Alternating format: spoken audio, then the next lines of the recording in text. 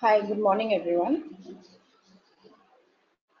and welcome to the HIPAA webinar training. I hope all of you all can hear me. Uh, yes, I can.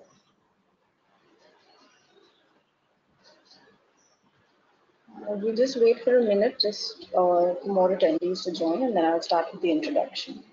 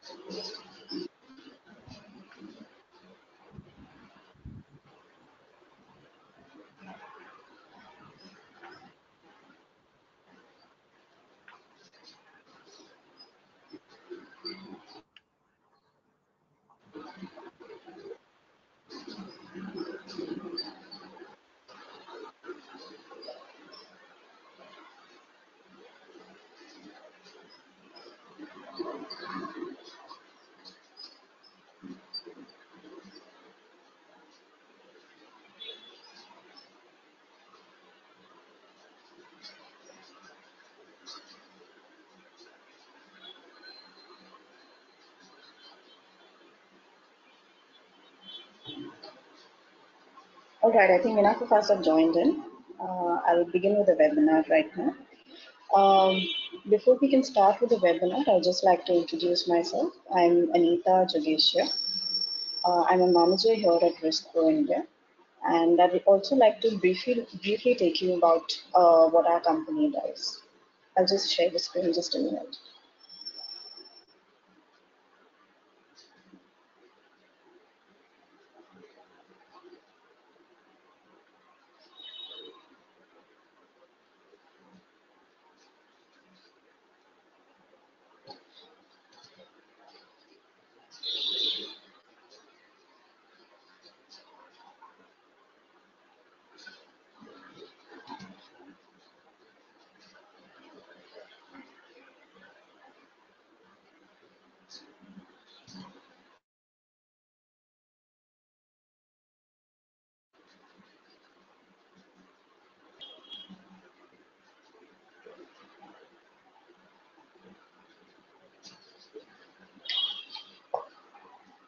All right, so just a brief introduction about RiskPro.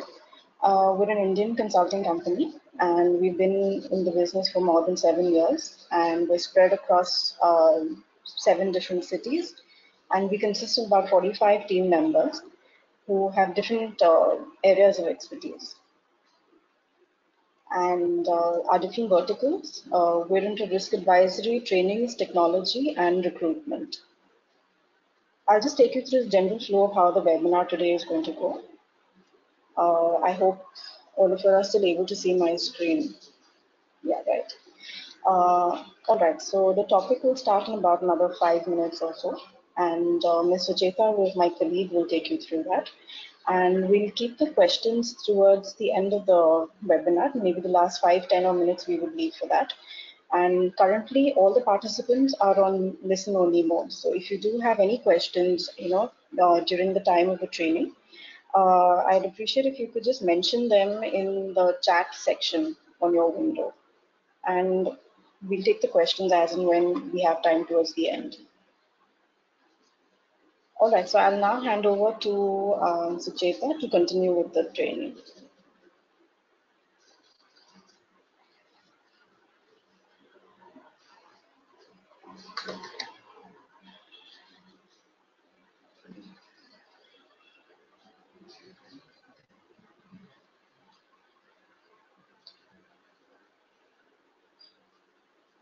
Thank you, Anita.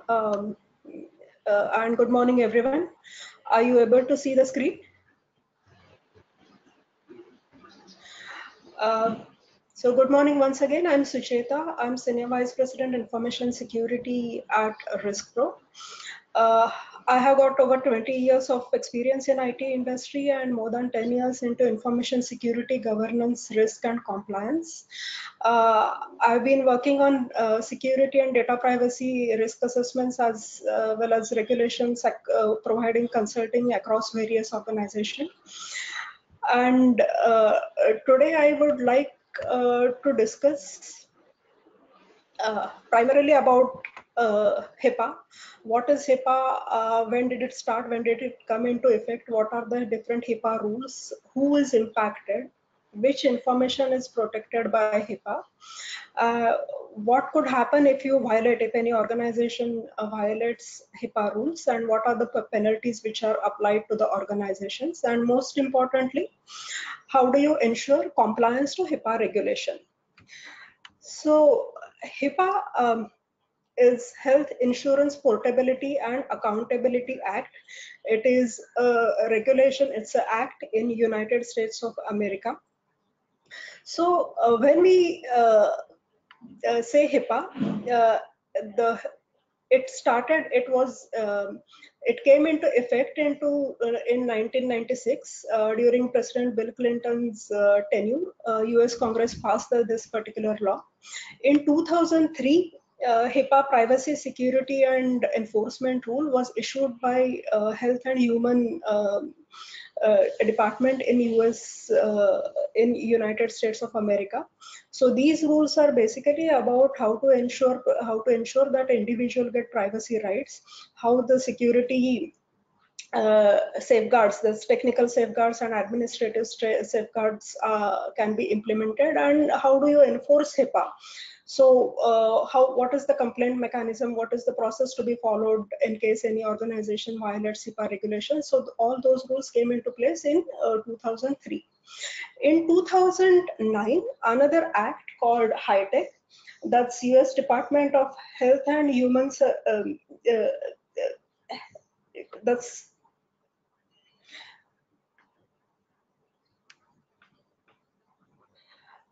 Health Information Technology for Economic and Clinical Health was signed into a law.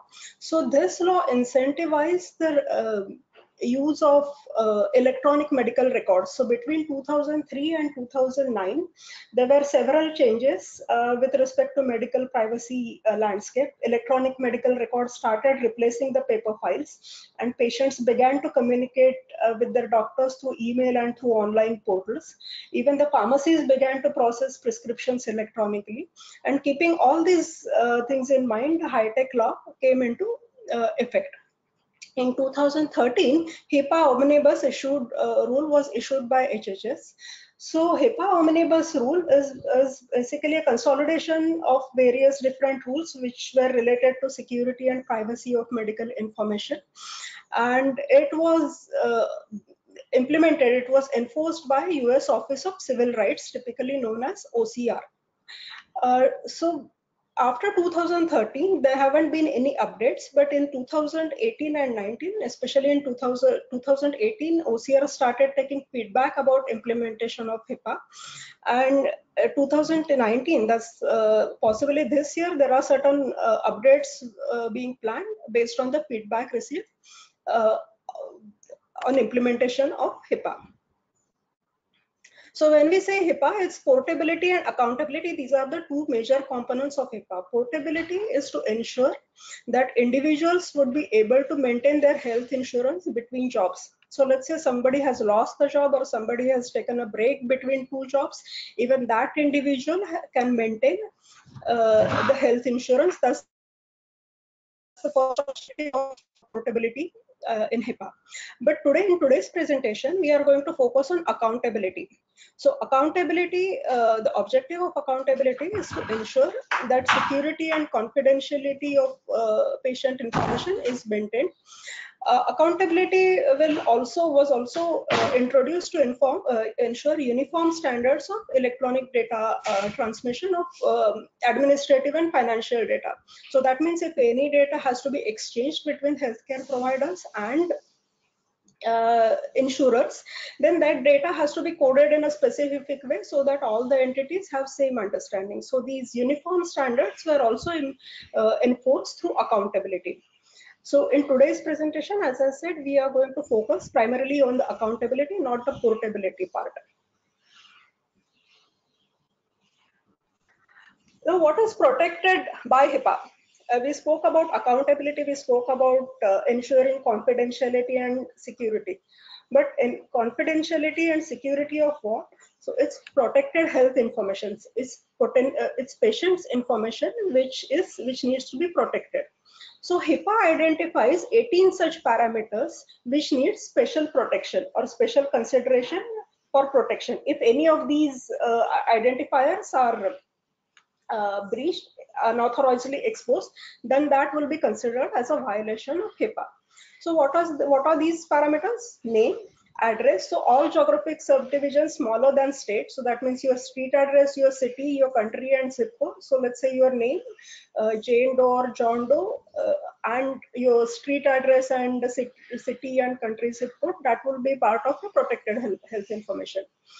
All elements of data related to the individual. So let's say somebody's date of birth is 25th December.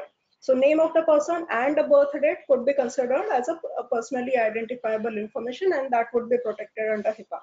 Other than that, the telephone and fax numbers, the email address, social security numbers, medical record numbers, these are the direct identifiers of a person.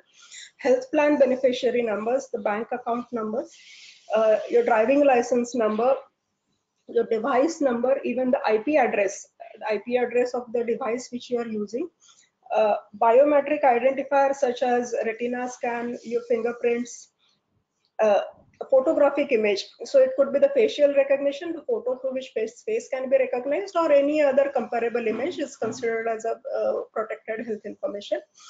And any other characteristic that would uniquely identify the individual. So it's known as PHI. PHI is protected health information, which are these 18 parameters which are identified by HIPAA. So we spoke about the identifiers which will be protected, or PHI which will be protected by HIPAA. But then what are the organization? Which organization are subject to HIPAA? So covered entities and our business associates are subject to HIPAA. Now, what do we mean by covered entities? So to understand that, we need to understand how US healthcare system works. So in US health, on left hand side, what you can see is a patient. So patient is a primary entity in any healthcare system. Patient is provided by healthcare by providers, healthcare providers or health services, which you see at the left down. So these healthcare providers could be doctors, they could be the large hospitals, dentists, even chiropractors are considered providers. So these are the providers who provide the health services to the patient. And how do patient pay to them? It could be a direct payment, or it could be through the insurance. Now insurance, that are payers to the providers, are on the top. You can see the top entity called payers, who cover the patients through insurance coverage, and in return the patients pay them taxes or premiums. So payers could be the insurance agencies, they could be the government, or they could be the employers, entities employers. So all of that can be considered as payers.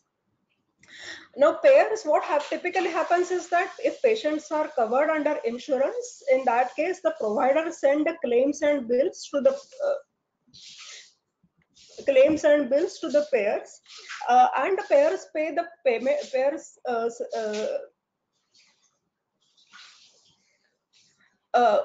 Payers give the payment to the providers.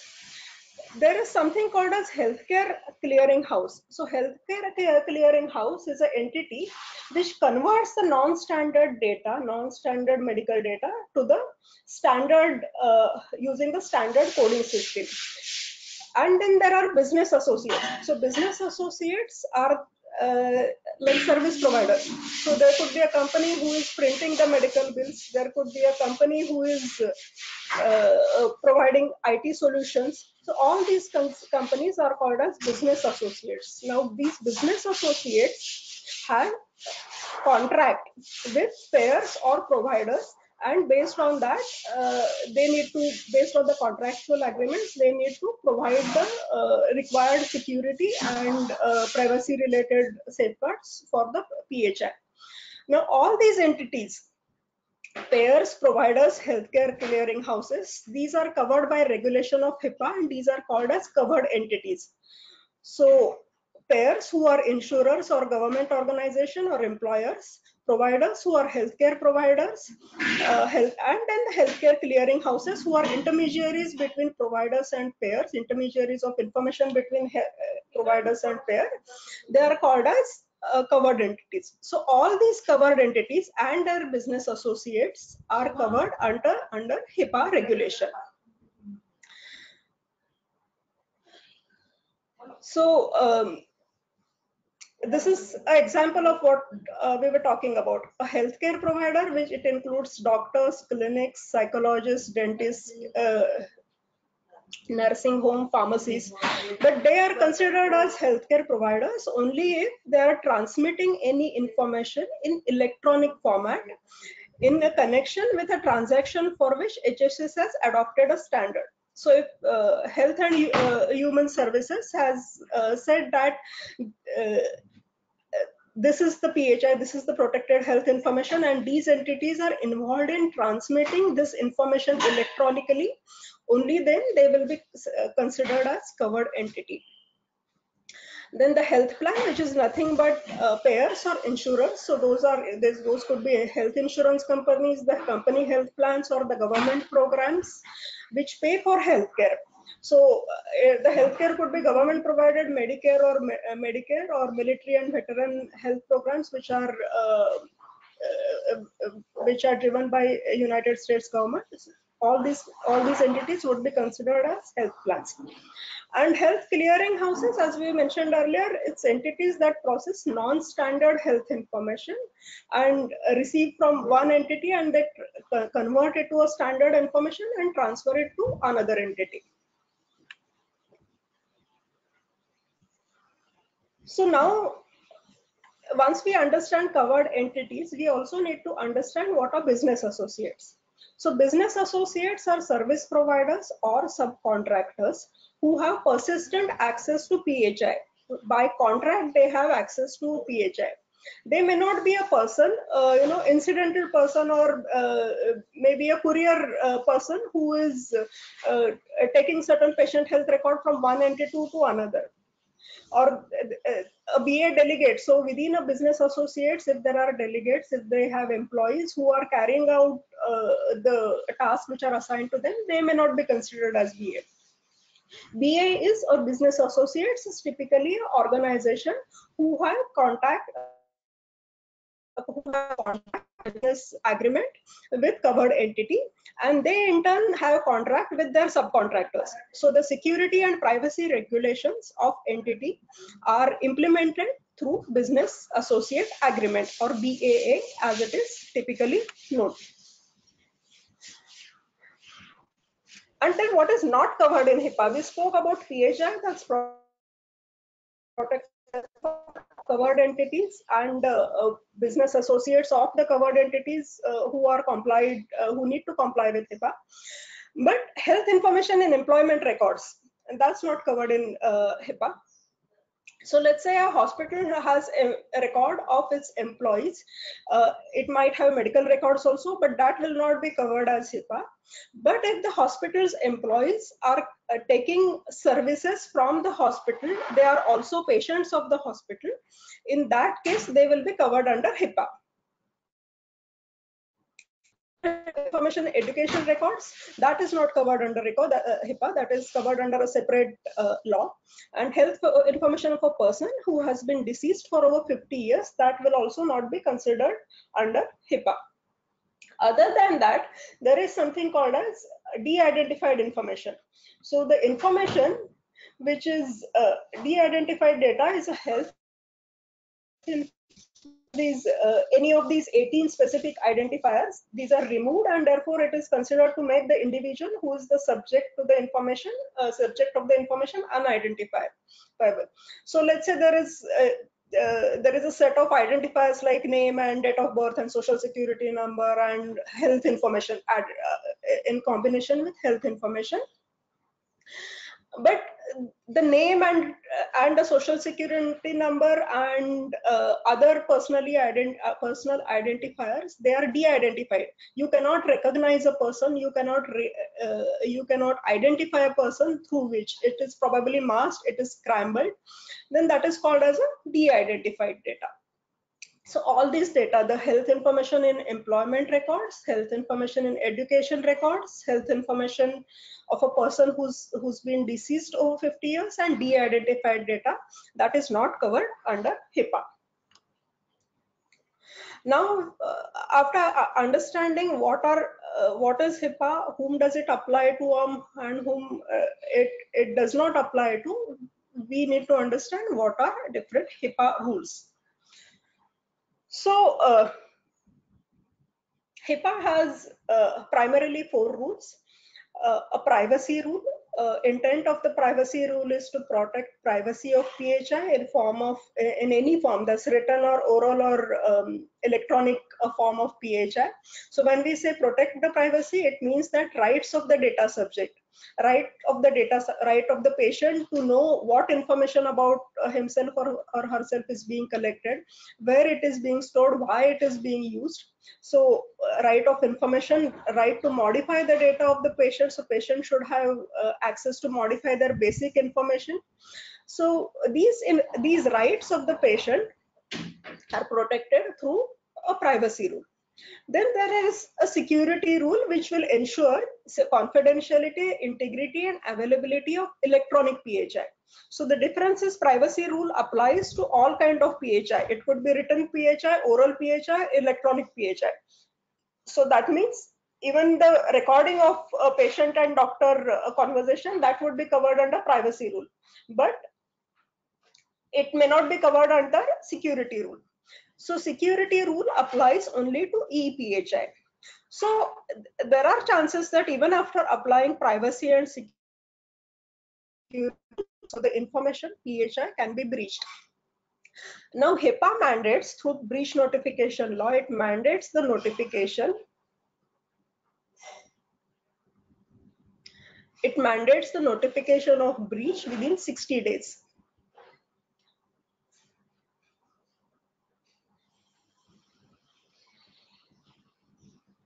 And once the breach is notified, HIPAA also talks about process of enforcement of the rule. So reporting the violation, investigation, and penalty.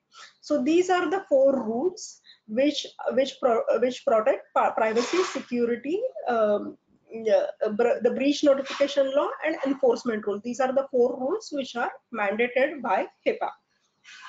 So any organization which need to comply with HIPAA need to comply with these 4 rules. So what does privacy rule mean? As I mentioned earlier, the basic principle is to define and limit circumstances in which individuals' protected health information may be used or disclosed by covered entities. So how a hospital, so if hospital has to comply with HIPAA privacy rule, they need to ensure that whatever data they handle, patient data they store, they need to disclose it as per this particular privacy rules. And what are the different type of disclosures? There are 3 types of disclosures. One is required disclosure. That means covered entity must disclose PHI in 2 situations. One is upon request by the individual, and second to Health and Human Services of US Department for compliance investigation. Permitted uses and disclosure. So that means that a covered entity is permitted but not required to use and disclose PHI without individual's authorization for the reasons listed in this particular diagram. Are you able to see the diagram? Okay. So we spoke about required disclosures, which are primarily for HHS's compliance investigation. Permitted uses and disclosures. So that is not required, but covered entity can disclose it without formal authorization. So that's again, the first one is based on individual's request, a patient's request, or patient might nominate someone to request for certain information. Even that case, the disclosure is allowed. Treatment, payment, and HCU healthcare operation. So the information which has to be disclosed to other entities like pharmacies or blood banks or any other entity for treatment of the patient. Payment for the payment, so covered entity has to get the payment, let's say from insurance agencies. Even that, in that case, they have to disclose certain information. Healthcare operations could include administrative requirements or certain requirements which need to be implemented by hospitals. Those are called as healthcare operations requirements. Incidental use and disclosure. So again, in case of business associates, certain information could be, basic information could be like address of the patient to whom certain reports need to be sent. So that will be disclosed to the business associates. That's called as incidental use and disclosure. It is again based on case to case. It is decided whether it is required or it is not required. It can be done or not. Opportunity to agree or object is in case. So it's informal permission may be obtained by asking the individual outright. So let's say in case there is a emergency where individual is incapacitated in an emergency situated, so doctors usually verbally ask that, can we share this information with so and so person or so and so department, and based on this verbal approval, the disclosure can be done. So this is based on doctors or physicians or the covered entities professional judgment, and the use or disclosure is determined to be the best interest of the individual. So even though there is no formal consent, there is no written authorization, information is disclosed in certain cases for patient interest. In that cases, it is called as opportunity to agree or object. The next one is public interest and benefits. So let's say there is a outbreak of certain disease. In that case, the health department would like to know what are the number of cases for so and so disease, or who have been affected, in which area patients have been affected. So in such cases, the hospitals are forced to share the information. So such things, such occasions are called as public interests and benefits. The occasions are the scenarios when which the information has to be shared with other entities, especially the government. De-identified or limited data set. So in certain cases, what hospitals do is that, especially for research, they share the data, they de-identify the data, they ensure that with that data a person cannot be identified directly, and then they share the data. So such disclosure is considered as a permitted. That means patient's written approval is not required for this kind of disclosure. So we spoke about required disclosures, we spoke about permitted disclosures, which are not required but which doesn't need individual's formal authorization.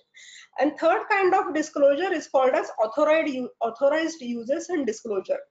That means a covered entity must obtain individual's written authorization for any use or disclosure of protected health information.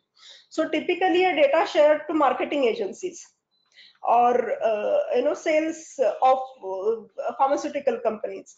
Okay, so that is called as, for such purposes, the patient has to agree explicitly. So the hospitals or the covered entities, they need to take patient's consent to share such data, and that is called as authorized uses and disclosures. Other than that, privacy rule also talks about limiting use and disclosure to minimum necessary. So that means even if you have to disclose the data under required disclosures or permitted disclosures, disclose only whatever is necessary to meet the purpose. Do not disclose more data than required. Notice and other individual rights.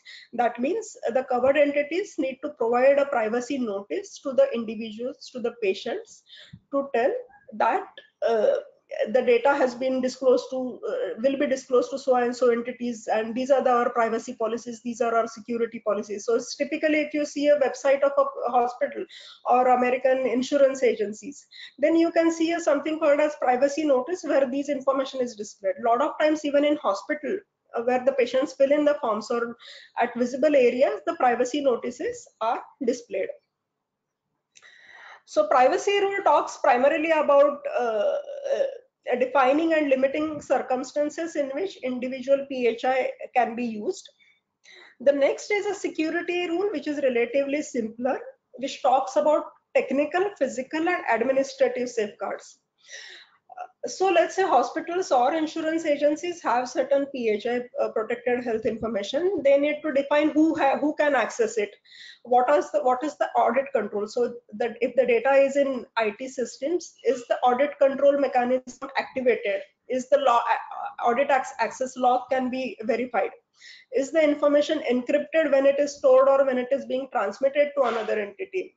How do you use the such IT system? Is there authentication in place or not? And certain systems, even dual authentication for critical information is implemented. Physical safeguards is facility access control, especially access control to the data center or to the record room where electronic records or medical physical paper records are kept. Workstation use, so that means whatever workstations which have been used by employees of these covered entities, are they secured or not, are they patched appropriately or not, is antivirus running or not, uh, can can they be accessed by anyone.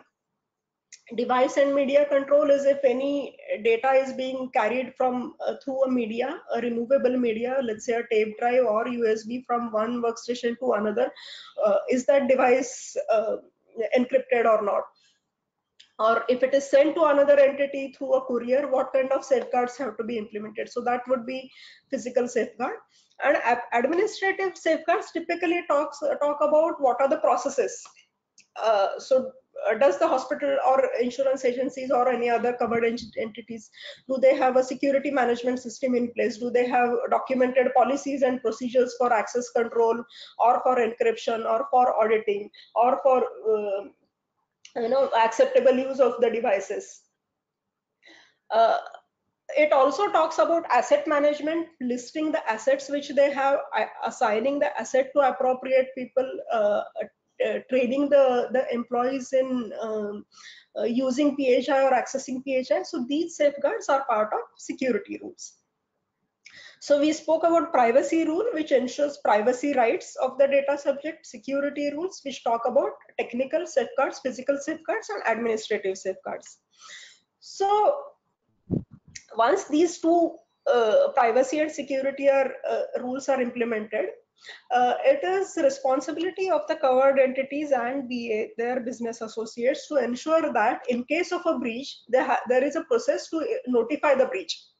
So what HIPAA says is that any data breach, that means impermissible access or use or disclosure of protected health information of the patient, if it is violated, if the breach involved less than 500 individuals, the breach has to be notified to the individual. So let's say if your information is breached, you need to notify that it has been breached or there is a possible breach.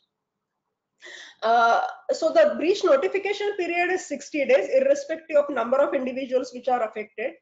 HHS, notification to HHS, which is Health and Human Services, US Health and Human Services. If the breach involved less than 500 individuals, then annually the covered entity need to submit a log of all the breaches at end of the calendar years, and no longer than 60 days after end of the calendar years. And to the media, so in case the breach involved more than 500 people or 500 or more than that, then even media has to be informed by covered entities. So if you hear about certain breaches like Anthem Insurance or any other high profile breaches, they have, other than informing the individuals and HHS, they have also published this in media so that all their customers or potential customers are aware about it. So that's what is mandated by HIPAA. Now, after a breach notification, typically what happens is a process, enforcement process. So there could be either a breach notification which is filed by covered entity, or a complaint by a data subject or by a patient which says that I think my information is not being handled properly by so and so covered entities. It goes to OCR, Office of Civil Rights, and then they review the complaint. So what do they review? They review if the violation did it occur after 2003. uh, is that entity for whom the complaint has been filed, is it covered by privacy rule? Is complaint filed within 180 days after the the breach was noted, or after the incident occurred? And is incident described in the complaint, does it violate privacy rule or it doesn't privacy rule? So they review the complaint appropriately and then decide whether it is a criminal violation or a civil violation. Well, so we'll come into that in the next few slides. We'll discuss what is criminal and what is civil violation. But if it is a civil violation, OCR carries out the investigation and then decides if it's a violation or not, or if sometimes organizations even voluntarily say that, okay, we will put so and so corrective action in place, or in certain cases OCR also issues a formal finding of violation and penalty for it. In case of criminal violation, OCR has to involve DOJ, that's Department of Justice, and then they decide what is the they get involved in the investigation. The federal agents get involved in the investigation, and they decide what is what can be the penalty, or what should, whether the incident has to be considered as a criminal violation or not. So we spoke about two different categories of violation, civil and criminal.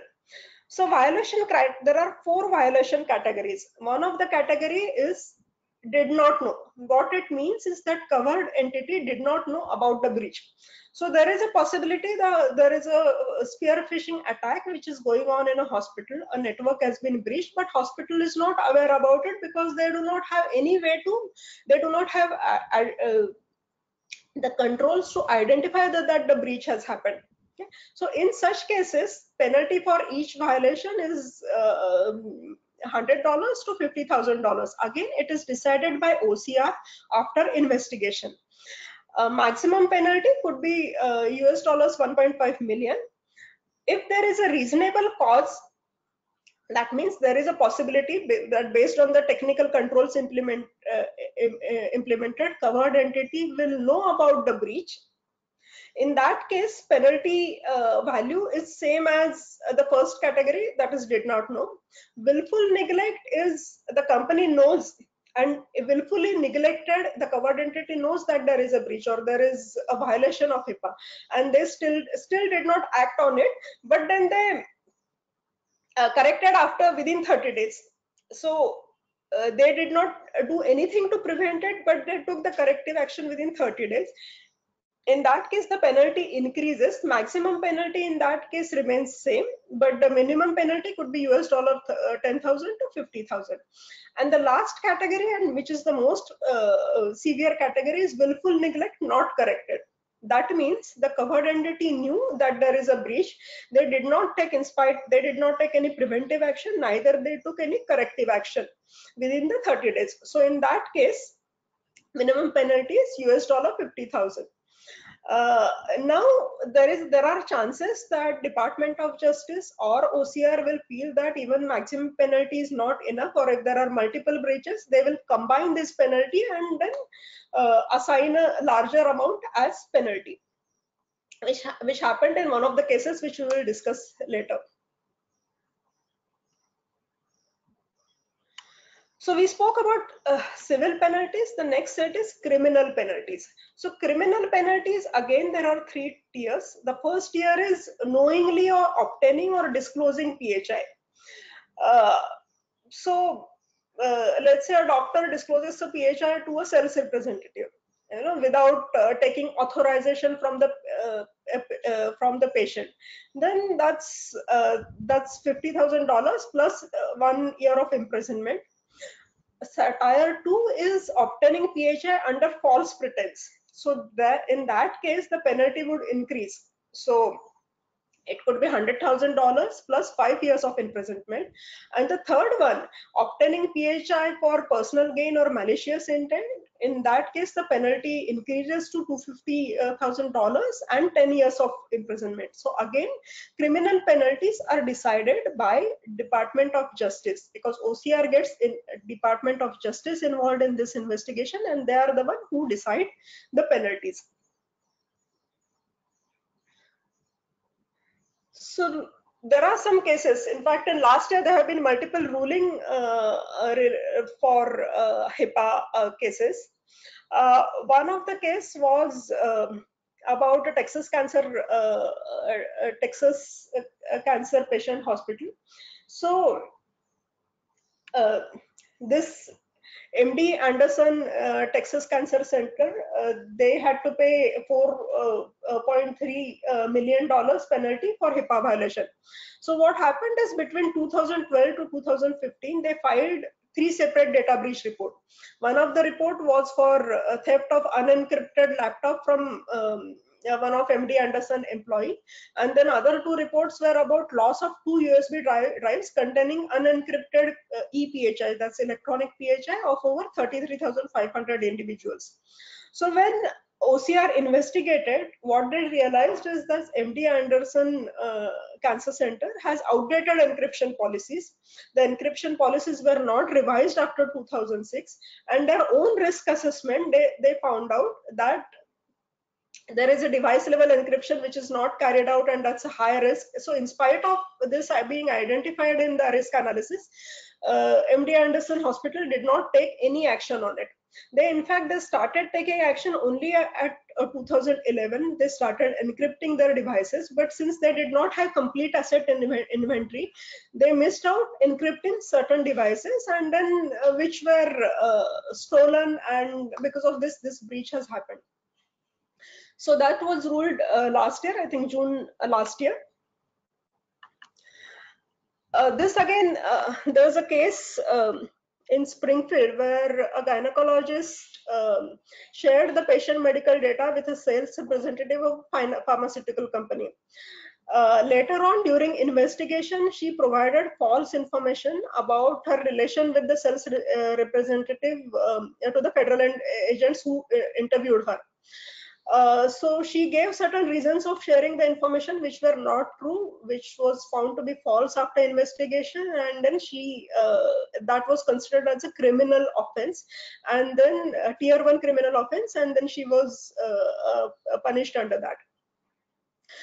One of the medical centers, so Fresenius Medical Care in North America, they had filed 5 different breach reports between 2012, February and July 2012, saying that their ePHI was lost or stolen from their covered entities. So investigation revealed that even Fresenius Medical Care had conducted a risk analysis, and they did not although they conducted the risk analysis, the potential risks and vulnerabilities were not thorough, and the appropriate technical measures were not implemented to protect the data. So again, this was a high profile breach where 5 breaches had added up in millions of settlement costs. So although the maximum penalty could be 1.5 million, they had combined multiple, OCR had combined multiple breaches and accordingly awarded the penalty. Anthem, which is a very high profile case, in 2015, they filed a breach report. They had lost PHI of 79 million individuals in between December 2014 to January 2015. And after investigation, it was found out that Anthem had failed to implement adequate minimum access records. They had failed to implement the appropriate logging mechanism. They have failed to implement a regular review or auditing mechanism. So due to that, Anthem had to pay 16 million in record So that's a record of HIPAA settlement, which was where the rule was carried out last year. Then there are certain smaller cases where a Colorado hospital failed to terminate former employees' access to EPHI. Because of that, data was lost. They were fined. Allergy practice had to pay certain fine because doctor disclosed patient's information to a reporter. There were some cases where ABC television filming company had accidentally filmed certain areas where patients' information was affected. Then there was a CCDH, the Center of Children's Digestive Health. They did not have appropriate business agreement with their contractors, with their business associates, and that's where they were penalized for US dollars 31,000. So these are some of the HIPAA violation and penalties. Most of what we discussed were awarded penalty in last year. So if you go to HIPAA HHS's website, there is a list of penalties which have been awarded to different organizations or covered entities. So now, one way for HHS, Health and Human Services in US, and OCR, Office of Civil Rights, to know if the organization or covered entity is implementing HIPAA or not, is through complaints and breaches which are reported by covered entities. But they have also started taking certain proactive steps. So they had conducted an audit program which was piloted in 2012, where they had defined what could be the audit objective, how audit could be conducted. In phase 2 of the audit program, they have decided their audit approach. They have also introduced a desk audits. So that means they selected certain entities based on their past record, and they asked them to share certain information like their risk assessment, their privacy notice, and based on the artifact shared, they started questioning them more. In phase 3, the on-site audits would be introduced. So the HIPAA authorities, the OCR authorities, HHS authorities, they can, based on the desktop audit results, they can come to covered entity for audit without prior information. So that phase 3 is just started. The results are not known. Which entities are selected, they are not known. Apart from the past results, there are chances that HHS and OCR will also select the entities in random, and that's why there is a lot of focus by these covered entities to ensure the compliance. So how do the entities ensure compliance? So for any organization, should ideally start with a comprehensive security and privacy risk assessment and a gap analysis against the 4 HIPAA rules. They should also remediate the identified risk. They should identify the safeguards to be implemented, develop and implement policies and procedures. They should revise the policies and procedures annually. So over here, especially risk assessments and development and implementation policies, this is where RiskPro can help you. So we have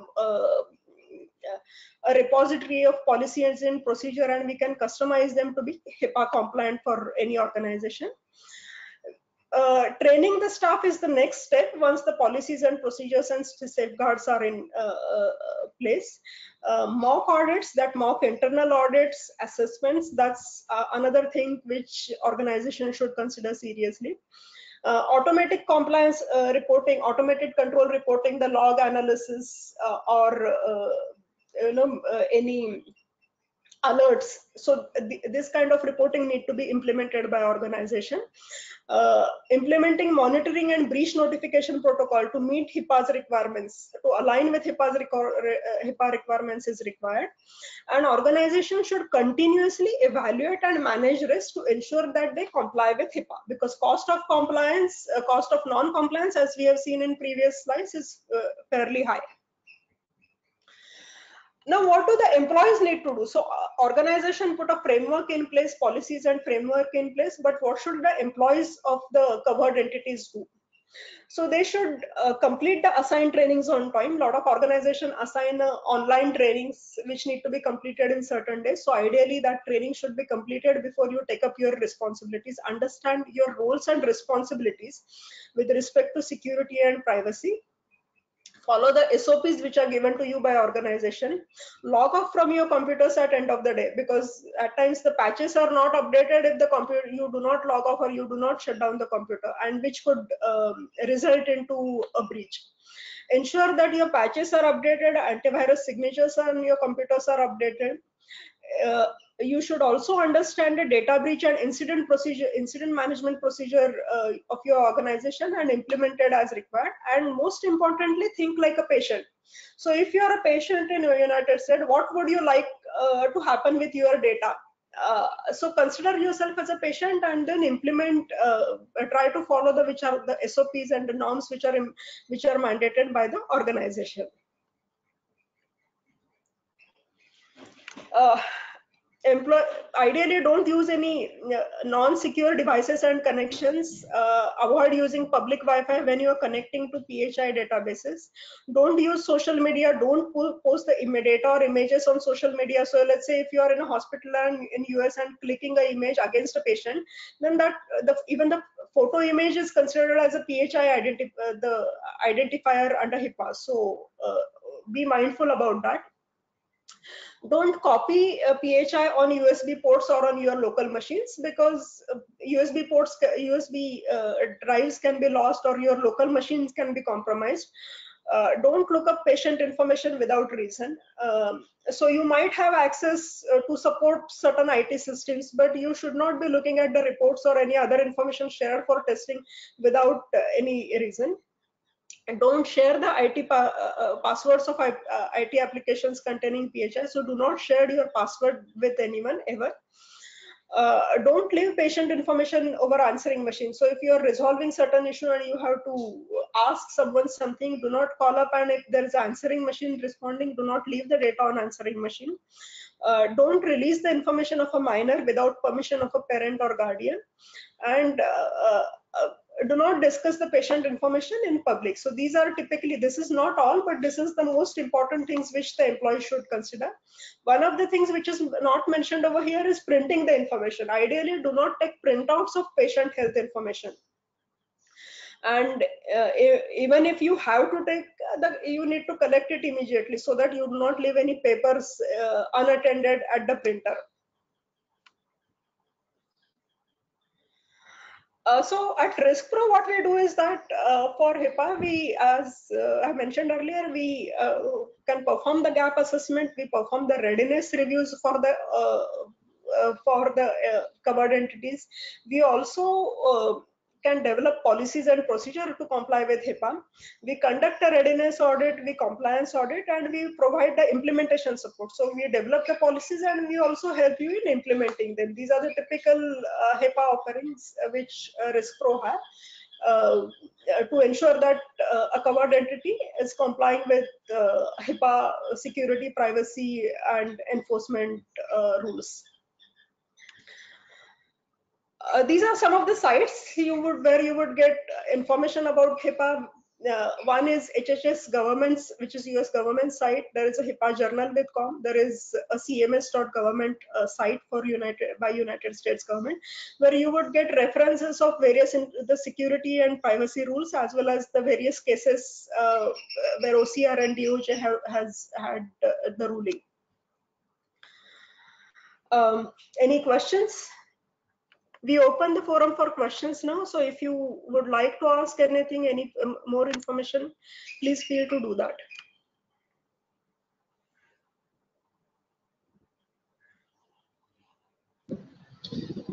Sucheta, hi, Anita here. We received one question. This is from Ms. Karsha Vaidya. She's asking if you can please explain more on healthcare clearinghouses.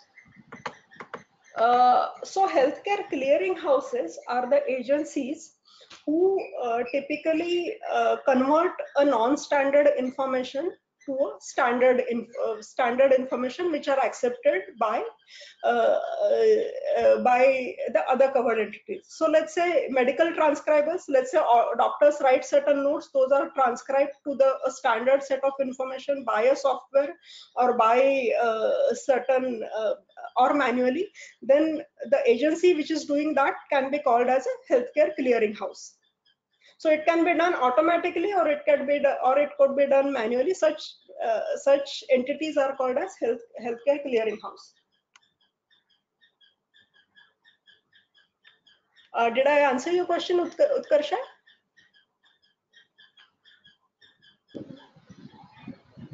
Yeah, Sucheta, there's one more question. This is from Siva. It says, in case of an organization has not disclosed the breaches, how does the government department come to know about the breach in order to penalize them? So one way to know about the breach is audits. So as I said, HHS and OCR has rolled out an audit program where they have been selecting entities. Now they have been selecting entities randomly for the audit. So it could be the audit. There are chances that some of the individuals, it could be either employees or it could be patients, if they suspect anything, if they think that certain information is being shared, or they feel that there is an insurance fraud, let's say they are suffered by insurance fraud, then they file a complaint saying that my data was used fraudulently, and then there are chances that even other data could be used by that.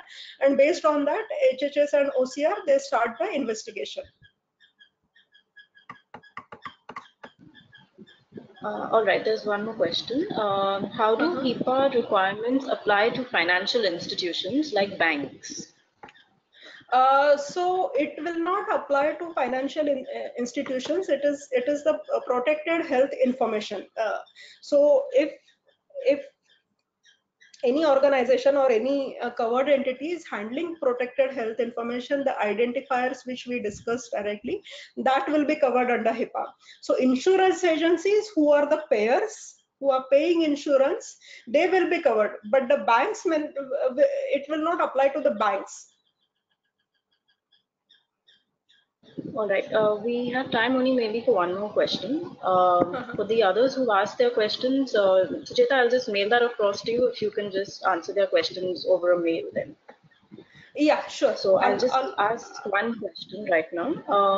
What are the legal bindings on a software development team that signs a BA agreement with a healthcare system? A business associate agreement typically includes the rules or the standard contractual clauses for based on the security and privacy rules and the breach notification rule, and the business associates need to comply with that. So indirectly, whatever is HIPAA rules are transferred to the BA through the agreements. So whatever is the contractual agreement, so if the contractual agreement talks about certain technical safeguards or certain level of encryption, then the BA has to comply to that.